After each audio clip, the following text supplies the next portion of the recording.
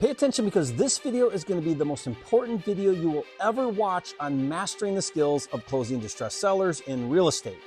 After calling more than 10,000 sellers over the past 20 years plus, I've mastered 7 techniques for closing sellers. Not only am I going to teach you all 7 of these techniques, but I'll even show you actual examples with sellers on real calls so you can see how this works in real life. Now, this is a video you don't want to miss, coming up.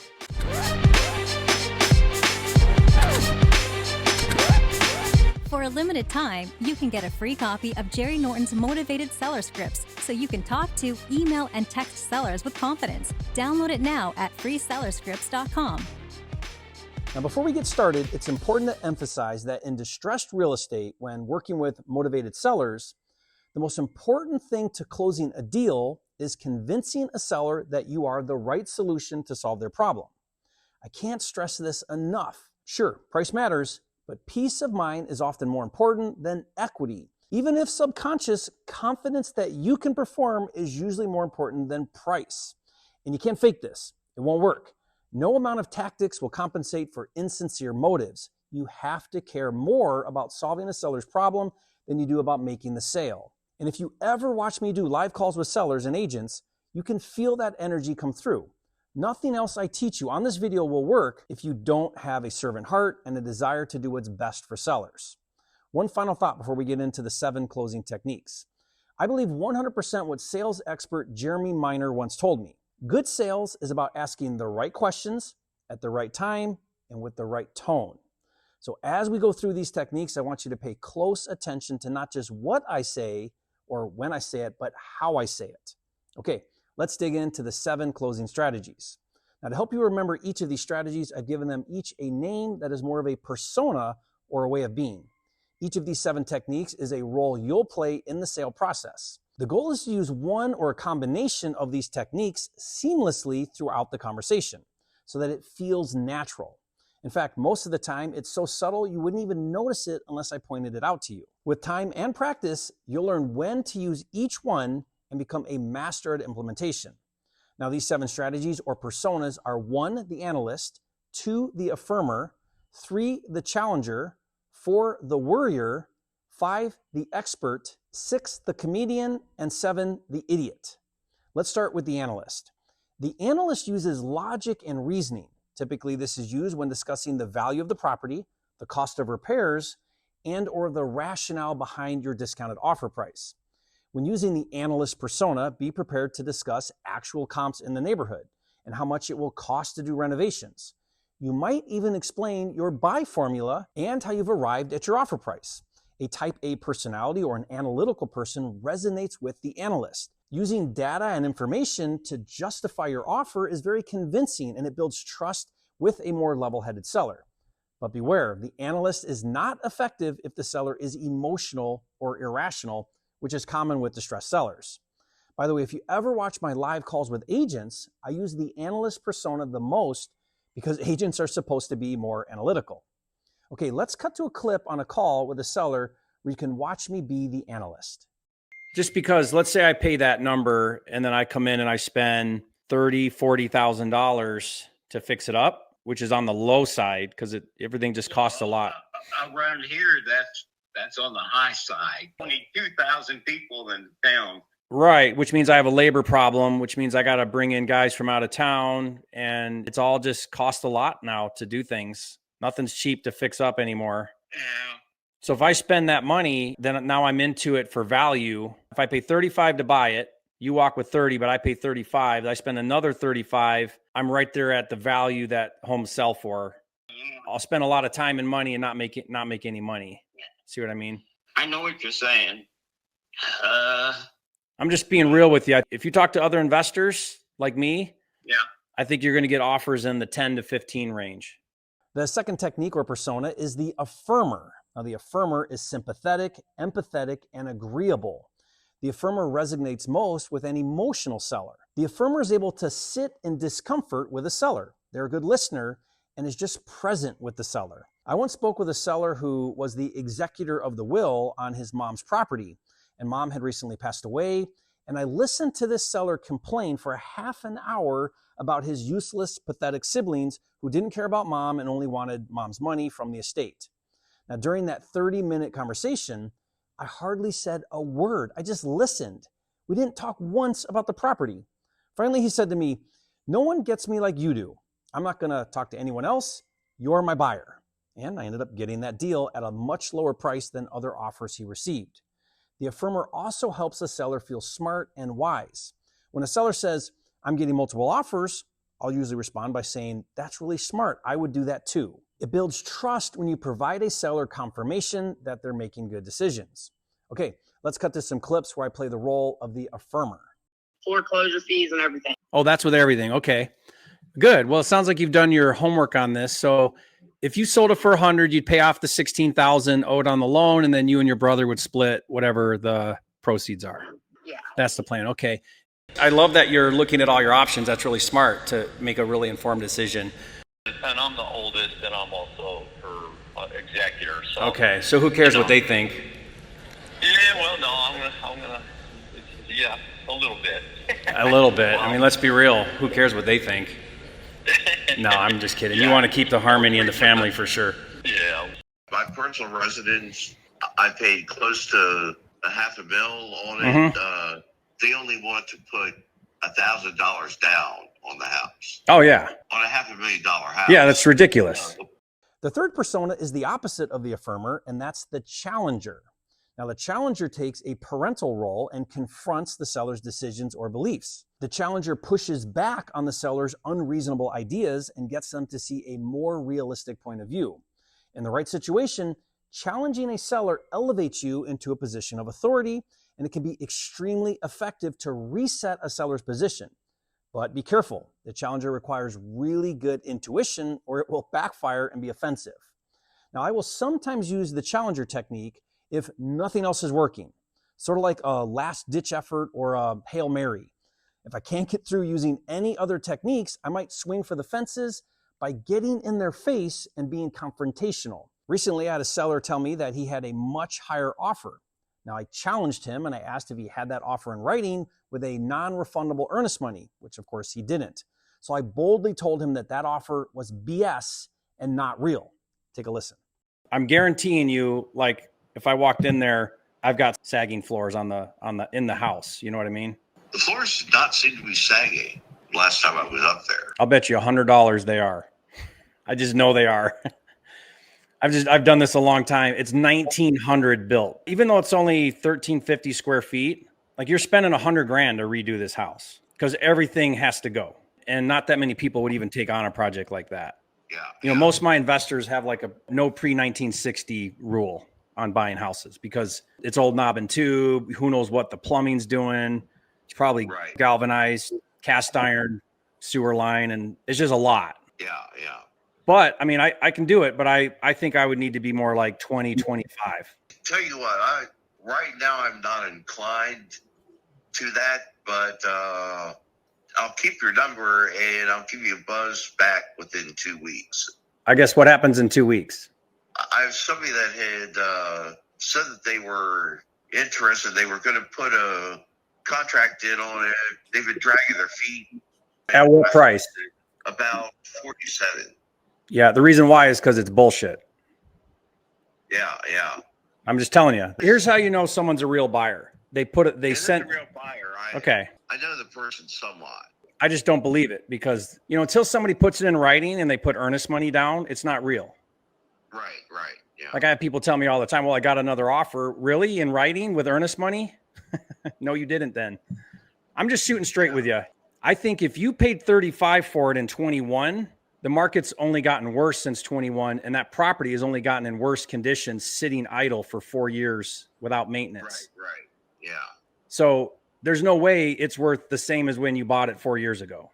Well, market's slowing down, and it's projected to continue slowing down. Yeah. So whatever I think it'll sell for today, it'll probably sell for less when I'm done with it, when any investor's done with it in a year from now. Mm-hmm. That's why, honestly, a number at 35 and 21 is 20 and 25. You have to readjust your thought process on things. Mm-hmm. The fourth persona is the worrier. Now, the worrier is very concerned for the seller. This persona is utilized to help a seller see the negative consequences of their actions or inactions. You might say, what are you going to do if you don't sell your house before the foreclosure auction next month? Now, this technique will sometimes snap an indecisive seller into action. I once told a seller, the value in your property went down $17,000 from last year, and values are predicted to drop even more in the next 6 months. If you wait, you may not sell for as much as you can today. So take a listen to how I was the worrier. Yeah, I mean, right now, like the online, it has your house valued at $46,000 as the current value of the house. Okay. By the way, that's down $17,000 since May. We're in a slower market now. Yeah. And it's projected to continue going down. So you want to think about that. The longer you wait, the less you get right now anyway. Right. That could turn around, but that's the trend right now. Okay, the fifth persona is the expert. Now, this persona is easy for me because I am an expert. The expert gives counsel or tips or advice to the seller. This is where you become a coach. Now, you may say, if I were you, here's what I would do. Or you might say, whether you go with me or someone else, make sure you fill in the blank with some profound good advice. When a seller feels like you're giving them good advice, they trust you more. Now, watch this clip where I tell the seller, I'm not the right solution, and here's what he should do instead. If you do lock this up with somebody, here's my advice. Make sure they can stand behind it with earnest money. Right, yes. You can lock up anything with no earnest money, and if it doesn't work out, you walk away. Right. And then you're strung along. I hate that. So like with yours, I would say give me 7 days just because it is a pretty big project. Give me 7 days. Once the 7 days are up, I will go hard with $5,000 in earnest money on a $20,000 purchase. Non-refundable, sitting in title. If I don't close, you get my $5,000. And that's how it should go. Like, honestly, anybody else who can't do that is not real. That's true. So like I would call up your $47,000 buyer that you have and say, let's get it done. Let's put it in writing. Give me some earnest money and let's close. The sixth persona is the comedian. Now, the comedian is fun and likable. Talking to you is scary. Sellers have a wall up from the minute you say hello. Humor can lower the guard because it humanizes you, and people are drawn to people who are funny. The comedian also finds common ground, things that you both have in common and similarities as a way to be more relatable. Always look for opportunities to make the call less serious. So watch a few clips where you'll see me trying to be funny and connecting with sellers over humor. Wait a minute. Did you just say the buyer was unable to purchase because they blew themselves up in a landmine? Yes. I've heard it all, Lawrence. I've never heard that one. That's wild. I'm a Vietnam vet. Okay, so it's normal for you. I can beat you, though. I once did a deal where there was a severed head, no lie, a human head and hands in the freezer in the basement. So anything goes, I guess. People were splitting everything. Liam, shut the freaking door. Does you hate it when they leave the door open? He keeps opening it. I forgot to put the child lock on. I shoot 12 gauges out my back door. I do that too. What do you shoot out your back door? Just target practice. Oh, okay. You're not shooting like the neighbor's cat that's on your property or anything? Really, there ain't no neighborhood cats or anything. Okay, that's great. What are you going to do when you get that big check? Move the hell out of Illinois. You don't like Illinois, huh? No. Tell me you're not going to Arizona. It's hot as balls there. Tennessee. Oh, Tennessee. I love Tennessee. No, I appreciate it. You've been very informative today. Good. Okay. Thank you. I wish you the best, and I hope you have fun in Arizona. And you know, did anybody tell you it's like Satan's furnace there in the summer? So that's why I had to play. I hate it there. It's like I'm just there for the pancreatic cancer center. That's the only reason I'm going. Okay. Been there before. All right. You know what you're getting into then. 6 months of the year, it's amazing. The other 6 months of the year, not so much. Yeah, I'm more of the beach girl. Definitely a water girl, but I appreciate that. Okay. Thank you so much. Wish you the best, Lynn. I'll be in touch. Thank you. Bye. All right. Bye-bye. Now, the seventh and last persona is the idiot. Now, this is the opposite of the expert. Instead, you're confused, which honestly, a lot of time when I talk to sellers, I'm lost as to what the hell they're talking about. Showing you genuinely don't understand or just being curious is a pattern disruptor. It gives the seller a chance to explain themselves better and frankly, gives you a chance to try and understand their perspective. For some reason, people think they have to have all of the answers. When you have the confidence to say, I don't know, but I'll find out, you become more authentic and trustworthy. When a seller tells you something, rephrase the question to make sure you comprehend. Now, I'll often say, so is what you're saying, then repeat back what I heard. Be careful not to be condescending. To play the idiot persona effectively, assume you're the dummy, not the seller. Now take a listen to these clips.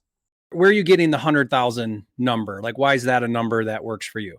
Just help me understand where you're at. It don't need work like big time. It's livable, but it's gonna need new carpet, probably painted. It's been the same wall color for ever since we've had it, pretty much. I'm just looking here. It looks like it's got a 2-car garage and then another garage. Is that right? Yeah, a 2-car detached garage and a 1.5-car detached garage. And this is on 1 acre. 4.45 acres. Oh, it's got 4 acres. Okay. Yeah. Okay. Well, that's great. Now, is this a manufactured home? Yeah, but it's foundationed as a house. Yeah. It's on the foundation, but it is a manufactured home. Yes. Okay. And tell me your square footage. I don't see that here online. I don't exactly know. I have the paperwork, but it's 3 bedrooms and 2 baths, right? yes, 2 full baths and 3 good-sized bedrooms. To me, it feels like it's 2 mobile homes put together. Well, it's probably a double, but you're certain it's 4 acres because here it says it's 1.8. Is there another lot that comes with it or something? 3524 and 3526. Okay. Yeah. Well, do you understand how that works with an agent when you do a listing agreement? Okay. You kind of made a commitment with them. Usually it's 6 months where, you wouldn't be able to sell it on your own anyway. I actually made it for 2 months. Oh, because I told her okay. the situation, and the 2 months is not quite up. How much longer is there on the 2 months? Like 2.5 weeks left. So, and just to be clear, in 2.5 weeks, your agreement with the agent would end and you could either renew or sell on your own. That's your understanding. That's correct. Or take it off the market. Yeah. Okay. Well, then let's continue this conversation because, maybe there's something here we can do. I just don't want to have a conflict with your agent. I just want to do the right thing, I'm just make sure I understand. I don't know if I can do this, but let me make sure I'm understanding. You're saying for an offer like that, you would be open to 350. Okay, so now that I've explained all 7 personas or techniques, I've got 3 tips for you as well as a homework assignment. Tip number 1 is to watch the pros in action. Seeing a closer in action is inspiring. Lucky for you, I have hours of live calls here on my channel. Now, another pro I recommend watching is RJ Bates. They call him the king closer for a reason. He's really good. When you watch me or someone like RJ do live calls, look for these 7 different personas. See if you can identify which one is being used. Pay attention to positioning and tonality. Remember, it's not just what they say, it's how they say it and when they say it. Now, your homework assignment is to watch a 3-hour video where me and RJ Bates take turns calling sellers live. Leave a comment with which persona is being used and the timestamp. Tip number 2 is to role play. Role play is where you pretend to be the buyer and someone else plays the seller or vice versa, and you practice different situations. Role play is a powerful way to practice in a safe environment. Now, I learned the power of role play when I was a proselyting missionary for my church in Argentina almost 30 years ago. Every single morning for 2 years, before going out and knocking doors, I would role play with other missionaries different scenarios, and I would practice how and what to say and when. I'm such a big fan of role play that I developed a tool where you can role play with AI. You can play either the seller or the buyer. You can tell AI what situation to be in and how easy or difficult to be. This tool comes included with my Ask Jerry AI coach. Now, to learn more, just go to getaskjerry.com. Tip number 3 is going to be a real shocker. You ready? Practice. People ask me all the time, how are you so good on the phones? Listen, I've called over 10,000 sellers. Put in the reps and you'll see the results. And for the love of God, please don't tell me it doesn't work after trying like 10 to 12 times. Until you've talked to 1,000 sellers, you can't say it doesn't work. So next, I want you to watch a live seller call I did on the spot in front of an audience of 3,500 people watching.